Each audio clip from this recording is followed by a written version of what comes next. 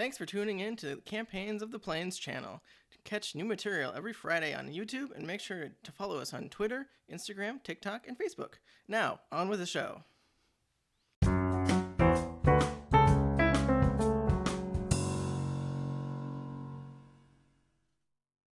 Hi! Welcome to Campaigns of the Plains! I'm still not the DM. This is still not a D&D game. This is out of character. And we're discussing more stuff that happened in the campaign so far. On this episode, we're going to be talking about, I would like to call section chunk 2, or Jungle and Runes, where we were trying to get to, I don't remember the name of the city that we were going to, guys.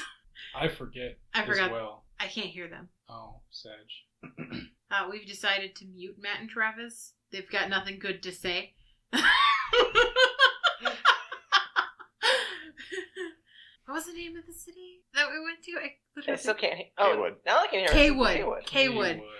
Yes. Yes. So basically this entire section of the campaign was us trying to, our plan to journey to the Kaywood to see what was going on with Garuda. Right. So we went through the jungle. Things happened with the tent. Things happened with Ellie in the mist. Christian will insert this section here. Or the section. Clip it. Okay, Christian. There you go. Have fun with that. So then we get taken by the centaur. No, he's not a centaur. He's a fawn. That seems right. He was a fawn? Satyr. Something. He was something. Listen, guys. Satyr hater. He had hooves. And he wasn't a tiefling because in all universes that Josh creates, tieflings don't have hooves for some reason. Calling you out, Josh. He's an anti-Hoover. He's an anti-Hoover. Anyway, we got led to Mother Matoya's house. I was unconscious so that I didn't attack my party. And Mother Matoya woke me up when we got there. And we did a one-shot in the middle of all of this, timey-wimey with Mother Matoya, but we're not going to discuss that. We're going to but I do have a question of everyone's. On Mother Matoya, what do we think of her? She's someone we can trust? So maybe? I have no idea. Or maybe she's just, is she just something out there with its own agenda? I mean, later on we find out that it's very rare for her to make an appearance to people. Yeah, Becky definitely gets the sense that, based on what we know of her, she definitely has some ulterior motive. And it could be a good one, but we don't know what it is. Mother Matoya I feel like she really kind of kept a screen between us and her. And she was helpful, but to what ends, we don't know. So Becky is cautiously optimistic that she's an ally, but who's to say?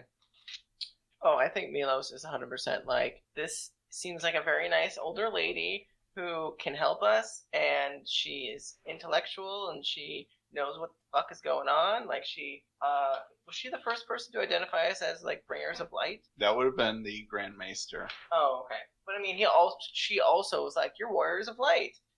She obviously knows what's going on. She has more knowledge of the world than we do, and I feel like Milos is cool, someone else knows stuff that can help us. And I don't think he's worried about her at all, if she has ulterior motives, because as far as he knows, she's just a helpful lady. You know what I mean? Because he gets, he has a nice evening with a ghost in her house, so he doesn't have any preconceived notions of her or any negative emotions of her.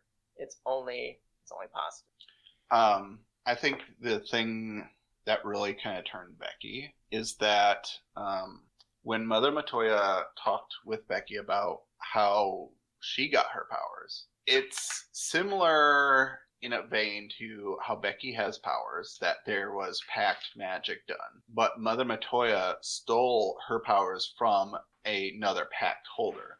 So Mother Matoya is not beholden to any contract, but she gets the benefits of it. And so I think it really soured Mother Matoya for her, thinking that, oh, if Becky was just some rando that Mother Matoya needed her power from, like, she would easily just strip Becky of her power and imprison her in this weird maze of a house. And so it definitely gives her a sense of caution. That brings me to lots of questions, honestly. One, Matt brought up the Warriors of Light title that we've received. We didn't talk about that in the last episode, but we don't even really know what Warriors of Light are at this point. And Becky got a special crystal that we all don't know about. None of us know about, because she got the Warrior of Darkness. Oh. Yeah, so, and I don't even know if I still have it in my notes, no, that's something else. Oh, it literally said Warrior of Light. Yeah, so yeah, when we had finished the fight with Titan, I remember, all the Warriors of Light, that we would soon be called, we were transported into some other space, and everyone was floating in front of this big blue crystal. Oh, yep. But Becky saw something else. She saw an indigo crystal, and it spoke to her in a different voice, and it almost seemed like this voice was that of like a sibling to whatever this blue crystal entity was, and that Becky was supposed to provide the role of some sort of balance to all this, and which really gets Becky thinking, because that was probably her first big agreement. That was even before Kate Sith approached her with Diabolos's offer. And so, along with a later offer, like, Becky has a growing list of people she owes favors to. And I don't even know where I'm going with this, but yeah, like, we got Warriors of Light early on from the Grand Maester after we were summoned in front of this crystal entity. And yeah, I guess, yeah, I don't know where we're going with this one, but well, the next thing is that I have a question about with Mother Matoya, or I guess Matoya's home. We stayed there the night, and everybody got a visitor. And everyone's visitor, I think, was unique. Some were helpful. Some helped answer questions, or leave them with more questions, and some just, spun their bed around in circles and made their bed and threw their sheets in the fire. It was awkward. Mm-hmm. But tell me, about your visitor. What impression did that leave behind with your characters? Utter horror. Yeah. I had the ghost of the lady, Mother Matoya, robbed of her powers. And all she would do is scream and scratch at the walls, trying to get out of her prison. And once Becky talked to Mother Matoya, the next day, and she realized that this was the ghost of that girl. I mean, I think that's really what hammered home, like, the fear of Mother Matoya. Like, she is not someone to be trifled with. And I think she has made just as many friends as she has made enemies. Well, I had a nice evening with an old... Yeah, lucky you. Yeah, an old elvish man who was an expert in geomancy, and he gave me a pocket watch. We just sat and had tea. It was very pleasant. So I enjoyed it. I feel like you're the only one who had a pleasant time.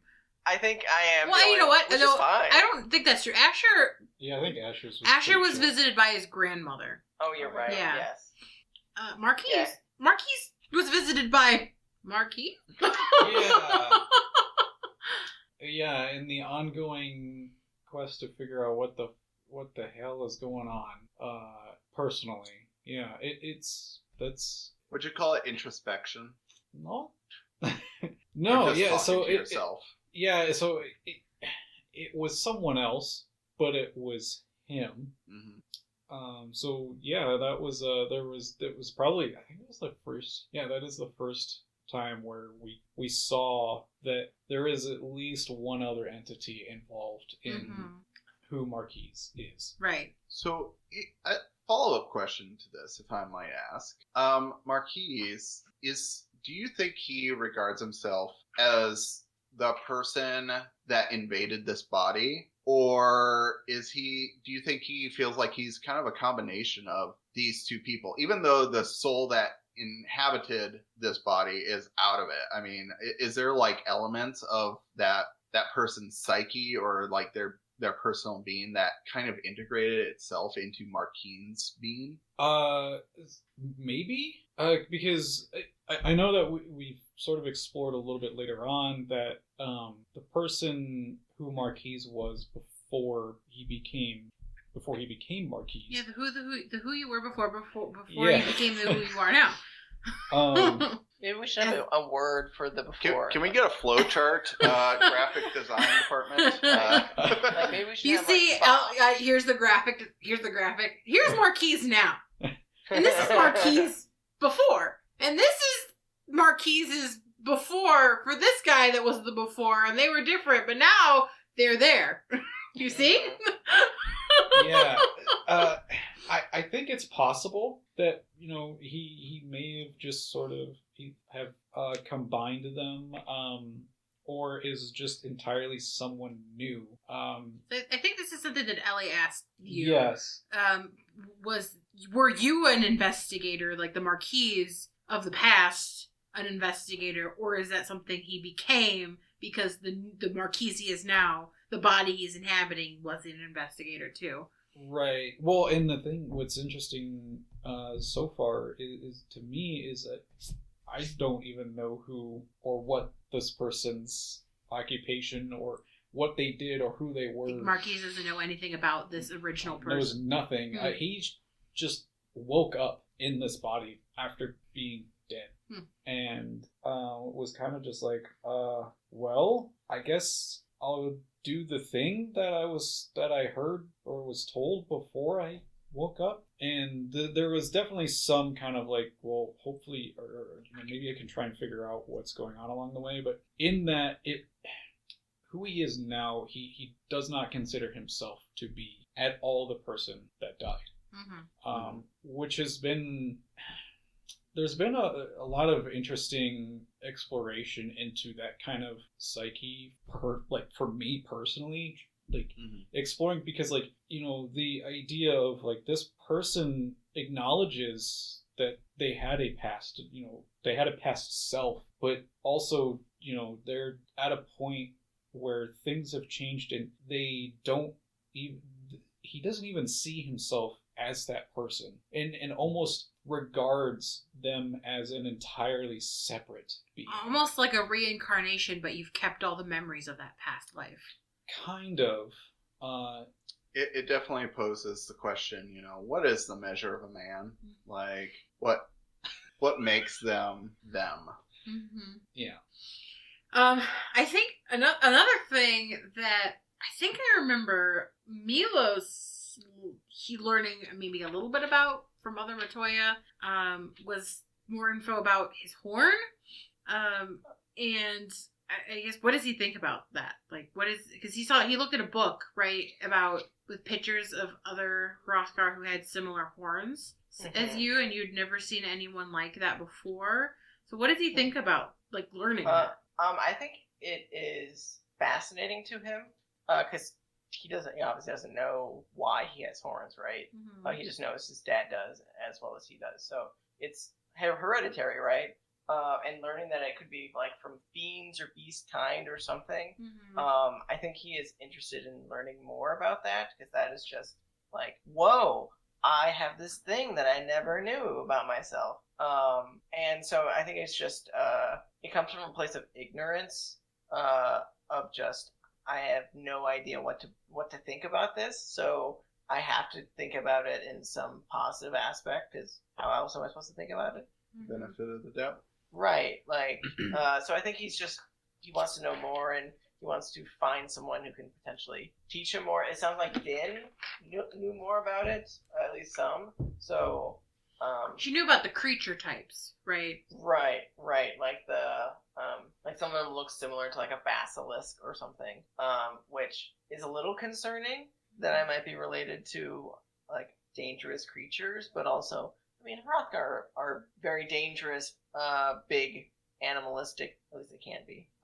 So it's not super far fetched that I'm from that lineage, but it's also not how we currently compose ourselves. So it's kind of like we used to do that, but that's not us anymore type of thing. We rebranded. But yeah, so it's a little scary, but interesting, and it's cool that Din was able to kind of shed some light on that. Mm-hmm. Like I think that I won't say it necessarily like drew them closer together as people, but I think he didn't have a lot to go off of with Din before that, and so I think he can potentially go to her with quick questions about like, oh, what possible creature name is this? I've never seen this creature before, so she could be like a useful fountain of knowledge for him to learn from. So. And you bring up Din, and Paige isn't here, but I kind of want to know what everybody thinks of our little beast master who has a tendency to collect a lot of things. And at this point in the story, she hasn't yet. But just wait, because she gets a lot of things. Yeah, we fought the, we haven't fought the We haven't fought yet. we haven't fought the Marble yet. No, that's shortly thereafter, Mother Matoya. But we're probably after the point of the story. No, wait. We haven't gotten to the point where Becky Blaze gets eaten. Nobody eats Becky Blaze. An Ochu. Yes, the Ochu that she catches. Yep, she hasn't caught that yet. Yep. I think Becky, I think this was a different question, but we can tackle it now. I do specifically for Becky, everyone can kind of tell that Becky doesn't like Din. Yeah. And it's pretty easy to tell, right? And Din, I think, doesn't super like Becky either. Like, I feel like they have, like, this almost, like, cats meeting each other for the first time kind of animosity towards each other. Yeah, so, spoilers, Becky turns out she is a Gria, even though you initially met her without her wings. And for a while she was even going by an Aura because she felt like she looked more like an Aura, and she didn't really understand her place in life yet. But she is a Gria, but she has a sordid past with the Gria tribe that she grew up with. So seeing another one out here, it's everyone else, it's easy to make friendships with, but with Din, it is just an uphill battle. Becky's trust level, like with everyone else, was kind of like null, but for Din, it was much lower than that, just because of her background. Like, and it's one of those situations Din isn't at fault by any means, but like, you can't change Becky's experience with other Gria. Mm-hmm. And, I think over time, Becky has been warming up to Din, but Din is also, she comes off a little, I don't know, almost like she's trying to exude this tough exterior. And for sure, she is like a tough fighter in person, but like Yeah, I feel like Din has an abrasive personality. But underneath that's not it. Like, you can see Ellie and Din have a different way of interacting that you can tell that Din isn't as abrasive as she comes off as. But also Ellie has that effect on people in the party. Right. Yeah, so, I think deep down Becky would like a better relationship with Din, because I think deep down Becky always wanted a close personal relationship with someone of her own type. But it's just it's too hard, and it creates too many bad memories. So yeah, I think as far as like Din with her Beastmaster abilities, I think Becky recognizes that there's a certain amount of skill and craft to catching and taming wild creatures. So I think she has respect for who Din is and what she does. Although I think she does think she's a little dumb at times because she kind of jumps into a situation without thinking it through. I love that Paige decided that Din couldn't read. And she sits there and she lets Ellie read her these Marquise books every night. Mm-hmm. I really like that dynamic. I love that dynamic. Do you like supporting artists? Do you like nerdy things like Dungeons and Dragons? Then Co-op Creations SD is the store for you. You can find adorable dragons, menacing mind flayers, and jealous jelly cubes to accompany you on your adventures. Need a way to safely transport your math rocks? Then their homemade dice bags will keep your click-clacks warm. Stop on by their Etsy page soon, as stock is limited.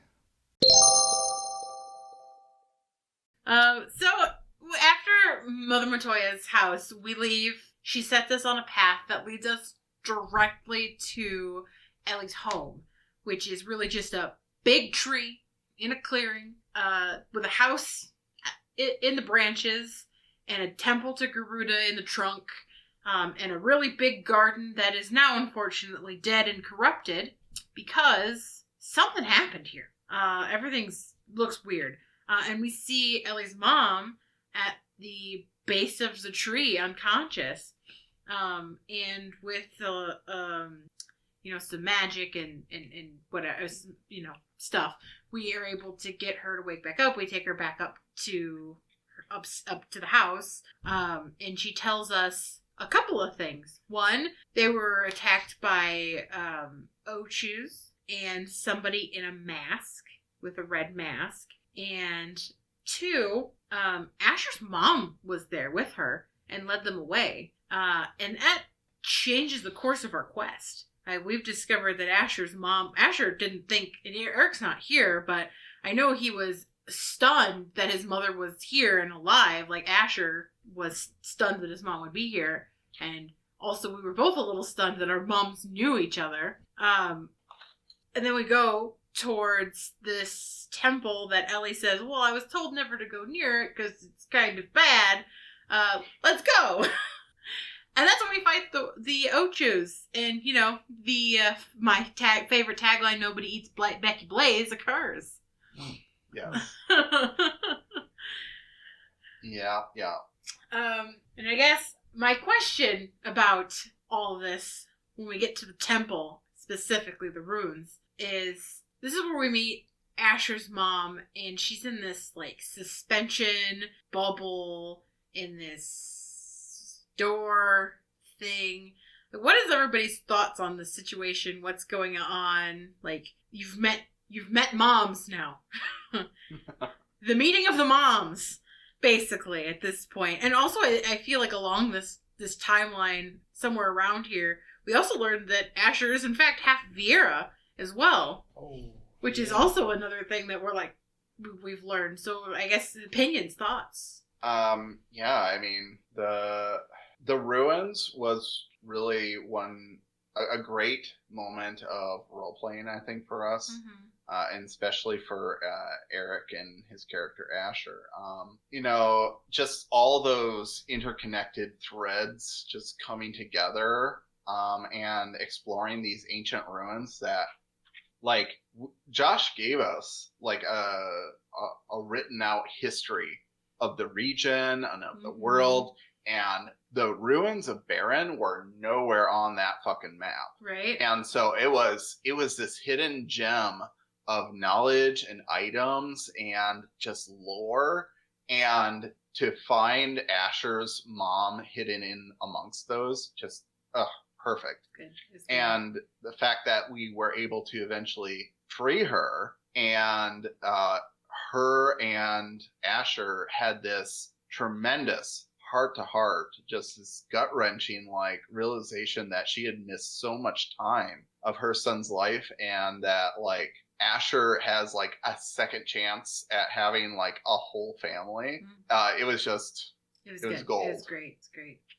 Plus, we got a huge loot drop. I mean, that is we found stuff everywhere, and so so much loot. And then we went into Gosh, Barren. Barren was a massive place. I wish we could have stayed there and investigated forever. Because I think I want to go back. I think that we missed a lot. We know that we missed a summon temple. Yeah. We saw, Asher and Ellie witnessed visions of the past there, like a big meteor that hit, an army that was attacking. We went into what I think must have been a museum at the time. We have this weird airship. Asher got this really cool Dark Knight armor. We've got really interesting weapons from there. Which is a massive amount of knowledge. And, we got to meet Mr. Old Red Mask Face himself. So, my question about the runes overall of the whole runes is we learned a lot about the past of Baron. And it's got to come up again, right? It's got to, right? So how do we think that these things that we learned in Baron about the past are going to play into the story of the present that we're going through right now? I think it's going to be a foreshadowing of another calamity. It already is. Yeah, it definitely is. That was one of the last calamities that happened, I think. Well, yeah, and we're still learning about Baron from the stuff we took because Becky has 3 tomes of the history of Baron, and she also has this little magic bracelet which shows her an image of some stories of Baron and the fact that they have this stolen Aeon crystal, and there's much more to be uncovered in this later area. On. I summon Ellie summons the summoner from Baron. She doesn't realize it at the time, but later on she realizes that she's summoning people, past people. That was a massive place to go. Yeah. Plus we got some weird mushrooms. Oh yeah, that. But to answer your question, I don't see how Baron can't play into the future of this campaign. And I think I already said it, Becky definitely wants to go back because there is so much to be gained from Baron. Granted, we are probably on a time scale. Ellie wants to go back because we found out there might have been a summon there that we missed. One that had been lost. Yeah. I think we will have to go back.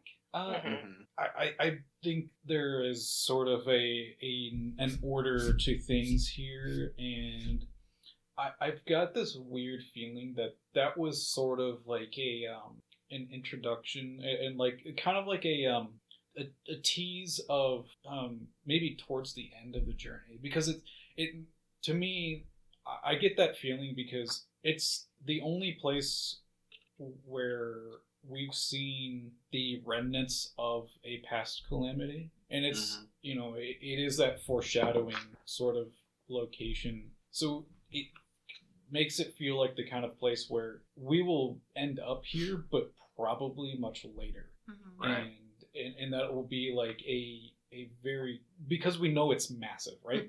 It's a whole city. We didn't even explore a small section of it. I think there's going to be an entire arc just around that and exploring and figuring out what happened before, and while we're here, can we actually stop this? Right. So also while we were in Baron was the second time Ellie had a weird summon. And this one harmed everyone. So it was a big hurt. We needed it, right?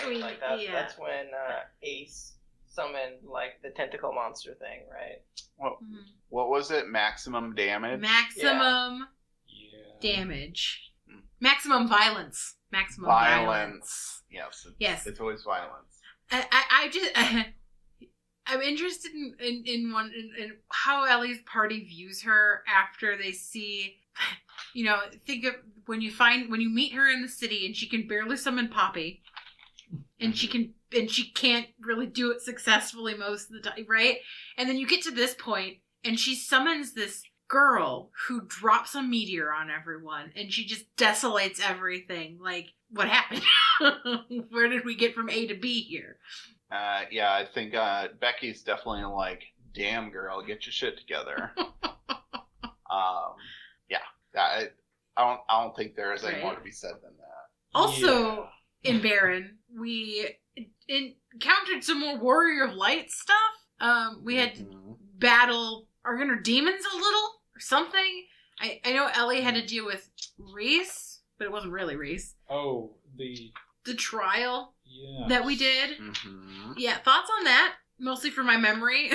But it was important. It was important towards like our characters' growth as Warriors of Light, I think. Yeah, I think it just forced us to kind of face our demons, quote unquote. Mm-hmm. Like, I know Boric came out for me because he's my arch enemy, and same thing with Ashay, which is Din's. Mm-hmm. I think it was mostly just like these are your past demons that you have to face before you can really get to the next step. Move past your past. I mean, it's not very poetic, but yeah, something like that. Yeah, it was. Again, Baron was just a wonderful ground of role play. Mm-hmm. Because Josh really threw us into it where we were able to kind of confront those like demons of our backstory, and for like Becky, who was very secretive. I think she was a little like almost embarrassed that the visage of the Gria woman came up, because she doesn't like to talk about her past. If anything, she'd like to forget about it, at least for right now. And so, I think it was really tough on her. Mm-hmm. So after we saved Asher's mom, we learned about some things with Asher's backstory, like the green word and his ability to hear it and make materia, which is very, very interesting to me. And we went back to Ellie's home so that we could remove the corruption that was infecting her mom. And then, in Ellie fashion, she explained to them literally everything that we have encountered along the way to that point, and blew their little Viera minds. And we asked, or maybe she volunteered, Asher's mom to help us go to the K-Wood, in hopes that this gauntlet that she had could help remove corruption from Garuda without us needing to sacrifice somebody into the crystal. Because up until that point, we really didn't have a game plan on what to do if Garuda was already corrupted. And, that was a problem.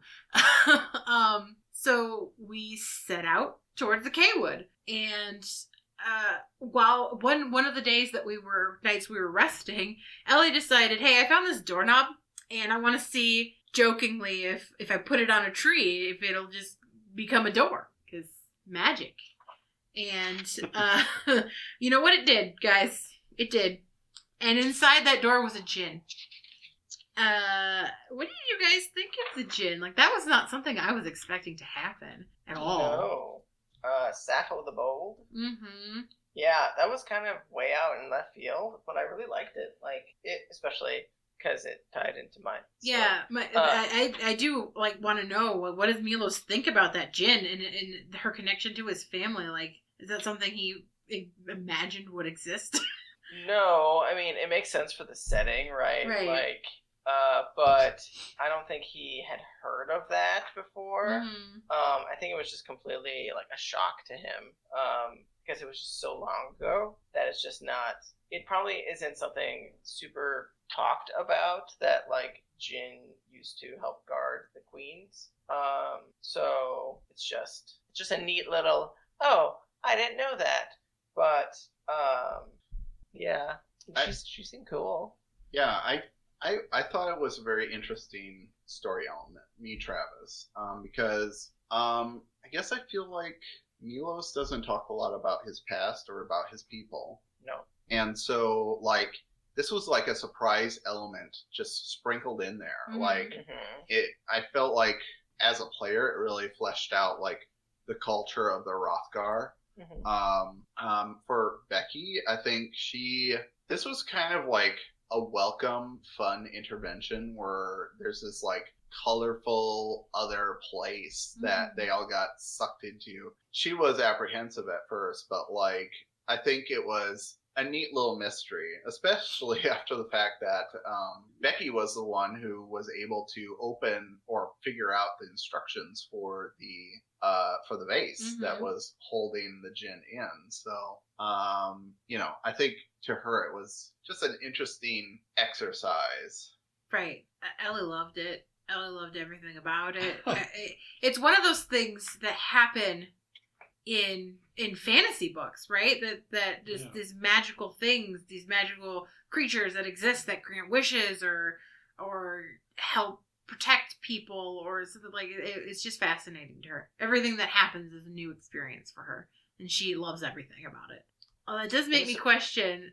Travis brought up Milos and not talking about his family, and I don't know if any of the characters talk about their family at all besides Asher and Ellie. I don't know if anyone else has brought up their family. That's pretty much it. Yeah. Yeah. So I'm kind of wondering, like, we Travis has touched about why Becky doesn't bring up his family, right? But Milos seemingly had a decent childhood. Like, he hasn't said anything negative about his life, so why doesn't he ever want to bring up his family? Besides the fact that his aunt's a queen, he throws that out like it's free candy. Well, I mean, that had to be pulled out of him, Yeah. right? Like, initially, it was the jeweler in the city that recognized Milos as being part of the royal family. Because I didn't tell you guys anything. No, yeah, about... the jeweler in the city brought it out for us. Yep. Because it's another part of Milos's journey is that he wants to make it on his own without the clout of being part of the royal family. And so the fact that you guys all know, it makes it harder for him to see himself not as part of the royal family instead of just his own person and being able to make it on his own type of thing. So it's not like he's embarrassed necessarily. It's just his whole life has been in the shadow of his aunt, basically. Like, everyone knew, obviously, that his aunt was the queen. So either everything was handed to him because he's royalty, or people ridiculed him because he's royalty. So it's easier to not involve anything with his family and just be his own person than it is to be like, hey, guess what? I'm royalty. You should treat me like such. Because that's just not how he sees the world. He would rather gain his own abilities, and then I'm also part of royalty. But he's not even in succession for the throne. Like, that's not how Hrothgar worked. Like, I'm part of the royal family because I'm related to my aunt, but I can never be queen or king or anything like that. That's not, unless there's... You can't be queen. Right, like, okay. I couldn't take over for my aunt, because that's just not how it works. At least we've never had a king. It's only ever been queens before. So that's not really on his mind of, I could become the next ruler. It's, I'm always going to be related to the ruler unless she dies, essentially, either in combat or old age. So it's interesting that you mentioned that, because that was an observation that I had kind of noticed. Where Milos, like, he won't volunteer that information, but if asked about it, he seems to be okay with talking about what was asked, but won't necessarily expand more than is necessary. Right. And I think it goes back to he's used to people knowing about it, and so it's not common for him to have to explain, like, I'm part of the royal family, like, because he grew up with everybody knowing that already. So it's not like, it's like talking to someone who, I don't know, has a Minnesota accent. Like, you can just tell they're from Minnesota just by talking to them. But if you've never heard of a Minnesota accent, you don't know they have a Minnesota accent, right? So. Well, after we met Sappho, we ran into good old-fashioned Ace again. And, well, he stuck a lady at us who threw balls at us? Poison balls. Yep. Combat. That was fun. Poison balls. Poison balls. We also learned, I think, shortly thereafter that, because Joker was there before Ace showed up and left when Ace showed up. And we were like, Joke, why didn't you help us? And shortly thereafter, we discovered that they are brothers? Ally... Related. Siblings. Siblings. I don't know if they're directly related. I don't know or if it's more like a fraternity. Yeah, I don't know if but, that's what I think. I don't think it's brothers like they are related. I think it's brothers like they used to be part of the same sect or organization. Definitely a cult. Right. Something like that. Because there's like 12 of them, I believe. Mm-hmm. And I think we also learned around that time that they can't harm each other, or maybe we learned that shortly after. But what do we think about Ace? Because right now he's kind of the thorn in our side, the Strahd peeking over our shoulder, as it were. So what do we think about Ace? Because we've met him a couple of times at this point, and we will meet him again very shortly. For after this point too. Not a fan. Yeah. Just to put it simple, right? I think for Marquise, this person is obviously going to be a ongoing problem. Mm-hmm. So it's someone that he knows we won't be able to deal with for some time, but the sooner the better. Mm-hmm. Yeah, I mean, I think, Ace is a very, I would say he's kind of a classic antagonist, right? Like, he's going to do everything in his power to just stop us from reaching our goal. He's a speed bump. And, I mean, Joker seems to be trying to slow him down at least so that we have a fighting chance. But, I mean, as far as both of them, I mean, Joker seems to be on our side, but we don't know his true motivations. I mean, we know what he's told us, but, in the end of the day, like, can we really trust him as much as we trust Ace? Like, right. And I think around this time we also learned some information regarding both Ace and Joker that, maybe that's later, about their summons. This is it. This is the time.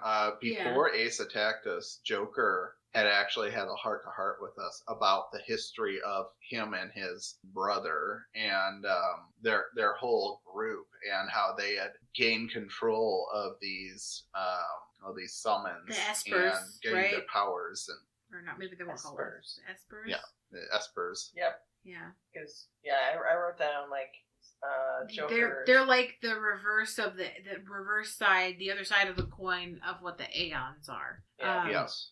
And we learn even more about that later on, too, but it is interesting. We are learning so much about summons and about the Aeons and about the primals that even Ellie didn't know. So it is like the world is changing in our eyes almost. It's interesting. So after all that happens, we finally make it to the K-Wood. And that is where we will end this episode. We will be back next week with the follow-up, the conclusion, I think, too. And we'll be all caught up with where we are at in the story. So join us then for that. And, follow us on all the things. If it's a social media, we have it. Probably. Unless it's like one of those weird ones. We don't have Google Plus. Does that still exist? We don't have that one, if it still exists. We don't have a LinkedIn. It's dead, Jim. I know MySpace exists, but that's for bands, and I'm not musically inclined, so we don't have all those either. But everywhere else. Thanks for watching. I am still not your DM, and we'll see you next week. Bye. Thank you for tuning in to the Campaigns of the Plains channel. Catch new material every Friday on YouTube, and make sure to follow us on Twitter, Instagram, TikTok, and Facebook.